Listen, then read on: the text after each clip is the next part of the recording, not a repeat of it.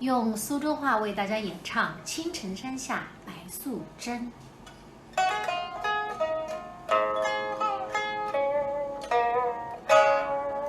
青城山下白素贞，千里水里三峨眉。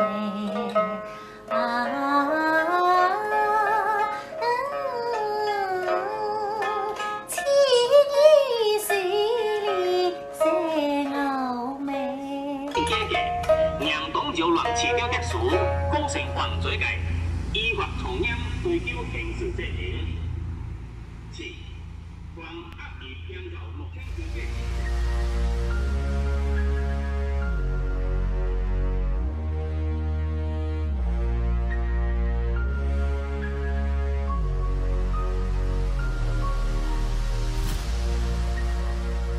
여러분 안녕하세요. 이 박사입니다. 이제 중국의 코로나19 바이러스 사태는 전 세계적인 이슈가 돼 있고 모든 주변 국가들이 중국인들의 입국을 어떻게든 제한하려고 하고 있습니다. 사람의 교류가 제한이 되면 정보의 교류도 제한이 되고 물자의 이동도 제한이 되는 법이죠. 그리고 따라서 자본의 이동도 제한이 되는 법입니다. 그동안 트럼프 대통령이 그렇게도 열심히 추구했던 중국 경제의 세계 경제로부터의 분리, 이것이 코로나19의 영향으로 달성되어 가고 있는 것처럼 보이기도 합니다. 이러한 코로나19의 사태가 일어난 후에 중국의 거대 IT 기업 텐센트의 주가가 치솟고 있다고 합니다. 그 이유는 사람들이 모두 격리되어 살다시피 하니까 모두들 모든 커뮤니케이션 엔터테인먼트를 이 텐센트가 제공하고 있는 위챗, 우리나라의 카톡 같은 것이죠. 이걸 통해서 하고 있기 때문에 사용량 그리고 서비스량이 엄청나게 증가를 하고 있다는 것입니다. 그래서 주가가 뛰고 있는 것이죠. 또 사람들이 격리된 상태에서 주로 온라인 쇼핑몰을 이용해서 구매를 하고 있기 때문에 알리바바라든가 징동이라든가 이런 중국의 대표적인 온라인 쇼핑몰들은 매출이 4배 이상 증가를 했다고 합니다. 그런데 전에는 그렇게 위챗을 통해서 많은 커뮤니케이션을 하지 않았던 사람들도 이번 상황으로 인해서 대부분의 커뮤니케이션을 위챗을 통해서 하게 됨으로써 많은 중국인들이 새로 인식하게 된 이슈가 있다고 합니다. 그것은 중국 정부가 인터넷을 통해서 돌아다니고 있는 정보를 통제하고 있다는 것이죠. 대부분의 중국 사람들에게 있어서는 정치적으로 무관심하고 반려세계에 무관심했기 때문에 실제로 자기가 중국 정부의 매체 통제의 대상이 될 일은 없었던 것이죠. 그렇지만 코로나19 바이러스 사태가 되고 나서는 생각지도 않게 자기가 보낸 메시지가 그런 언론 통제에 걸리는 일들을 당하면서 더 많은 중국 사람들이 언론 통제라는 현실을 몸으로 느끼기 시작했다고 합니다. 여기에 리원량 의사의 죽음까지 있어서 어쩌면 앞으로 중국의 언론의 자유가 조금은 나아지지는 않을까라는 기대감을 갖게 했던 것이 사실이죠. 그렇지만 거꾸로 중국 정부는 더욱 언론 통제를 강화하기로 했습니다. 그래서 소위 국민기자, 시민기자라고 자칭을 했던 전초스라든가 황빈이라든가 이런 사람들이 이제 구속이 됐고, 공개적으로 언론 자유를 요구를 했던 칭화대학의 쥐장룬 교수 같은 사람도 사라졌다고 하죠. 이에 그치지 않고 이 코로나 바이러스 관련해서 유언비어를 퍼뜨렸다는 혐의로 이미 167명의 사람들이 구속이 됐다고 합니다. 이러한 상황에 대해서 중국 공산당이나 중국 정부로서는 중국 사회를 빨리 신속하게 소위 정상적인 상태로 되돌려놔야 되는 것이기 때문에 더욱더 언론 통제를 강화하고 경찰력을 강화하고 공안과 군대를 더욱더 일반 사회 현장에 투입을 해서 고압적인 환경을 유지하고 있는 것으로 보입니다. 그런데 미국이 이 텐센트에 대하여 제재를 가하겠다고 합니다. 텐센트가 미국의 뉴욕 증시에 상장이 되어 있기 때문에 미국의 증권감독협회의 통제를 받아야 하고, 그래서 트럼프 행정부가 법을 바꿔서 이 증권감독협회가 요구하는 정보 제공을 하지 않는 기업에 대해서 특히 자국 정보와의 관계, 자국 정보와의 정보, 이것을 은폐하는 경우 처벌하는 그런 법안을 마련하고 있다고 합니다. 그동안 많은 중국 기업들이 미국의 증시에 상장해 있으면서도 미국의 증권감독협회에서 요구하는 정보를 제공하지 않았습니다. 그리고 그 이유를 국가 기밀이라고 주장을 했던 것이죠. 그리고 중국 정부는 이들 기업의 그 말이 맞다, 이렇게 미국 정부에 대응을 해왔죠. 이렇게 중국 기업들은 미국 정부의 정보 제공 요구를 거절해 왔습니다. 상장이 안 된 기업이라 할지라도 예를 들어 틱톡의 미국 법인 같은 경우 미국 의회에서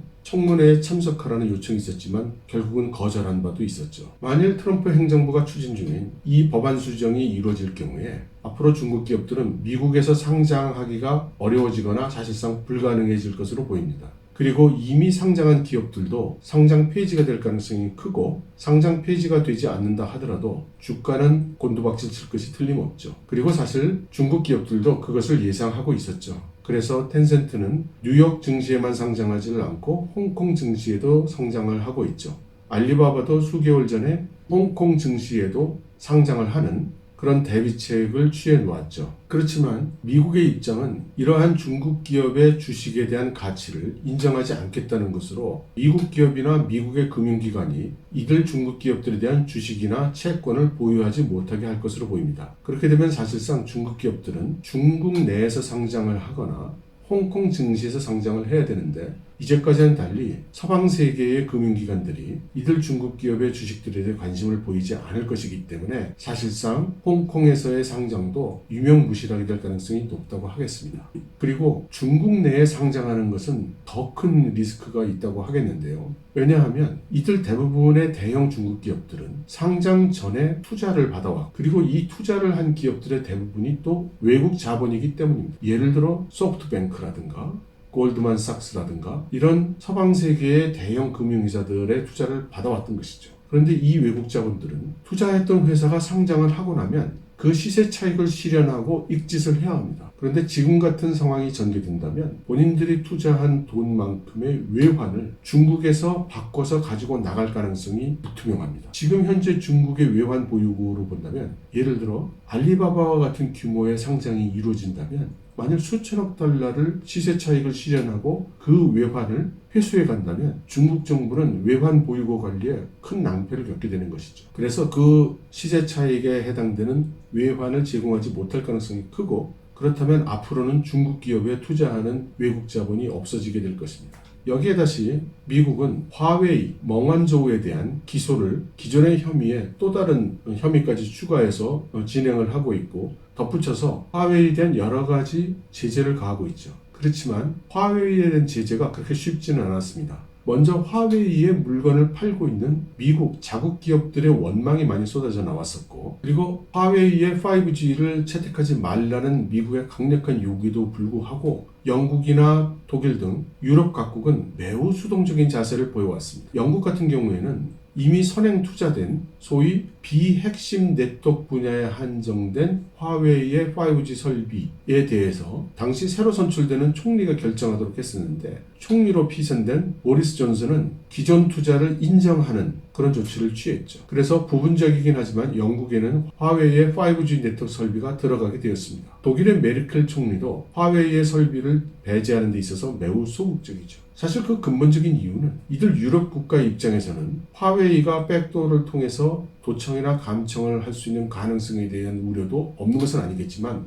공인 환시리에 자국의 도감청을 하고 있는 미국에 대한 반감도 작용했을 것으로 저는 생각을 합니다. 그래서 미국은 화웨이에 대해서 미국 기술이 25% 이상 포함되어 있는 제품을 화웨이에 공급할 때에는 미국 상무부의 허가를 받도록 하는 그런 제재도 취했었죠. 그렇지만 이런저런 명분으로 특별 허가를 내주고 또 연기해주고 또 연기해주고 있으면서 사실상 화웨이에 대한 유효한 제재는 그다지 이루어지지 않고 있는 상황이었습니다. 그런데 이번에는 화웨이에 반도체를 공급할 수 없게 하는 그러한 제재 조치를 준비하고 있다고 합니다. 그리고 그 타겟이 되고 있는 것은 타이완의 TSMC입니다. 이 TSMC는 매우 상징적인 기업입니다. TSMC는 타이완 기업이죠. 그리고 타이완 전 국민의 사랑을 받고 있는 국민 기업이기도 합니다.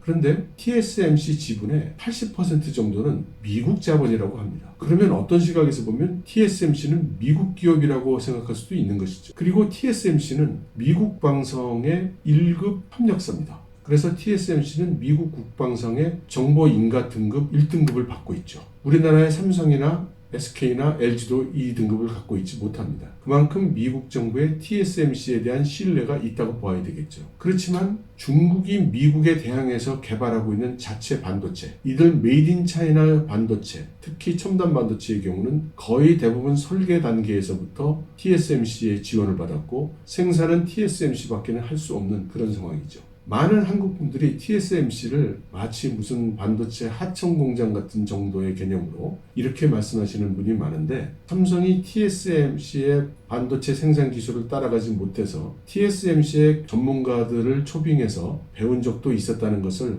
고려하신다면 그렇게 녹록한 기업이 아니라는 것을 아실 수 있을 것이라고 생각합니다. 미국에서 준비되고 있는 이번 조치는 바로 이 TSMC로 하여금 이제 화웨이에는 반도체를 공급하지 말라는 그런 의미가 되는데, 이렇게 되면 중국의 많은 첨단 기업은 사실상 더 이상 제품 개발을 하기가 어려워지는 그런 상황에 닥치게 됩니다. 여기에 그치지 않고 미국은 중국의 관영 미디어 5개에 대해서 당신들은 미디어로 인정을 할 수가 없고 중국 정부의 기관으로, 정보기관 또는 외교기관으로 그렇게 취급을 하겠다고 통보를 했습니다. 신화사를 비롯해서 인민일보라든가 CCTV의 해외 버전인 CGTN 등이죠. 그래서 이들은 앞으로 고용하는 미국인에 대한 신상 정보를 미국 정부에 제공해야 되고, 만일 미국의 관공서나 대학 등을 방문하려고 하면 미리 미국 국무부에 신청을 해야만 되는 그런 조치를 한 것입니다. 여기에 대해서 중국 정부는 당연히 반발을 하고 있고, 또 월스트리트 저널에 있는 기자 3사람을 추방하는 것으로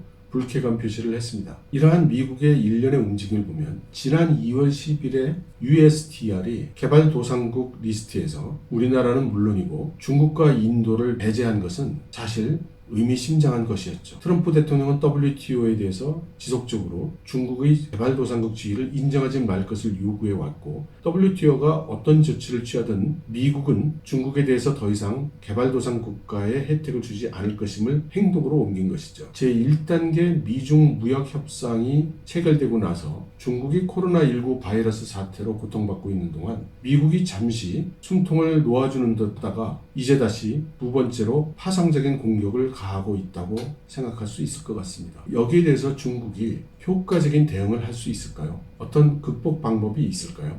우선 코로나19 사태로 인해서 어려워진 중국 경제를 헤쳐나가기 위해서 그동안 중국 정부가 해왔던 조치들을 살펴보겠습니다.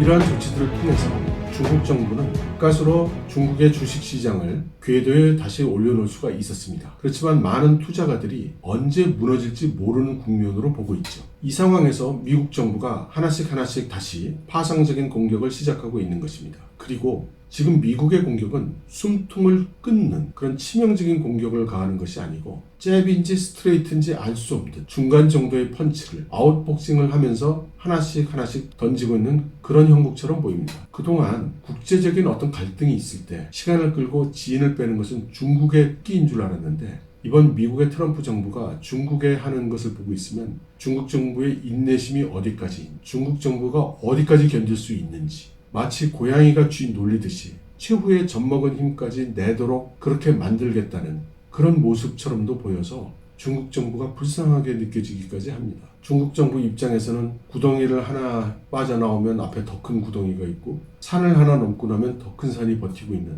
끝이 보이지 않는 그런 형국일 것 같습니다. 블룸버그는 중국의 중소기업들이 이미 종업원들에게 임금을 지불하지 못하기 시작했다고 보도를 했습니다. 그리고 중국의 SNS상에는 하나씩 둘씩 파산을 알리는 기업들이 늘어나고 있습니다. 컬럼니스트인 팀 컬펀 같은 사람은 만일 서플라이 체인을 조정해야 되는 시기가 있다면 그건 바로 지금이다. 이렇게 이야기를 하고 있고, 그러지 않아도 많은 외국 기업들이 심지어 중소기업까지도 중국에서 철수를 진행하고 있는 형편이죠. 그 중에서도 타이완 기업들의 경우에는 중국 정부가 철수 자체를 허용을 하지 않아서 편법을 통한 철수를 하고 있다고 합니다. 그동안 투자했던 돈을 가지고 가게도 해주지 않기 때문에 대부분 비트코인 같은 디지털 화폐를 통해서 투자금 회수를 했다고 합니다. 앞으로도 상당 기간 이렇게 중국에 있는 자산을 해외로 이전해야 되는 수요가 있을 것이므로 이런 디지털 화폐의 가격이 상당 기간 유지될 것 같이도 생각이 됩니다. 블룸버그는 또 중국의 생산량이 지금 평상시에 40에서 50% 수준이라고도 보도를 했고, 또 전 세계 해상 운송률이 83% 수준으로 내려와 있다고도 이야기를 하고 있습니다. 그리고 중국에서의 생산 차질이 전 세계 경제에 영향을 주고 있다고 이야기를 하면서 중간재의 40% 정도를 중국에 의지하고 있는 아시아의 영향이 가장 클 것이라고 했습니다. 아시아 각국 중에서 중국에 의지하고 있는 비중이 가장 큰 국가가 우리 한국이죠. 그래서 중국이 겪고 있는 경제 문제, 경제 악화, 그리고 미국이 다시 취하고 있는 일련의 조치에 의한 경제 악화, 이것들은 중국의 경제를 어렵게 만드는 동시에